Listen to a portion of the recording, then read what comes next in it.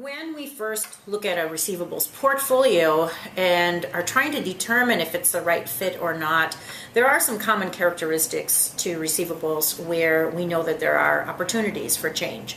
One is the credit lines that are extended are in fewer customers, maybe a few hundred customers or a few thousand customers with very large credit lines. Lines that exceed, for example, $200,000 at a time.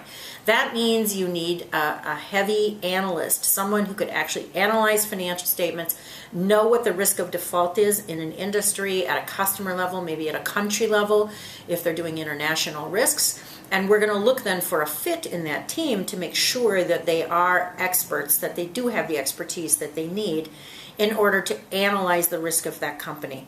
That's very different than a portfolio with thousands or tens of thousands of customers with smaller balances where that's driven mainly by the technology.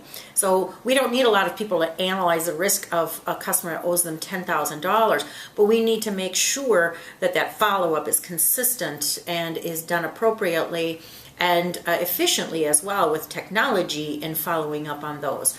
So we'll look at those portfolios very, very differently, and oftentimes they'll have the wrong resources in there. Either they'll have a lot of analysts managing small balance accounts, which doesn't make any sense, or they won't have the technology to really manage the multitudes of customers. So we're looking for that fit to team, we're looking for that fit to the technology, and finally looking at that process again to say, where does this process make sense? How many times is someone touching this? Do we have a lot of paper? One of the symptoms is that we'll see paper floating around the office, which really in this environment, receivables management should be fairly paperless. There should be very little need for having any kinds of paper around. If we're wasting a lot of resources and we're printing reports out and filing them someplace, that's just not done anymore.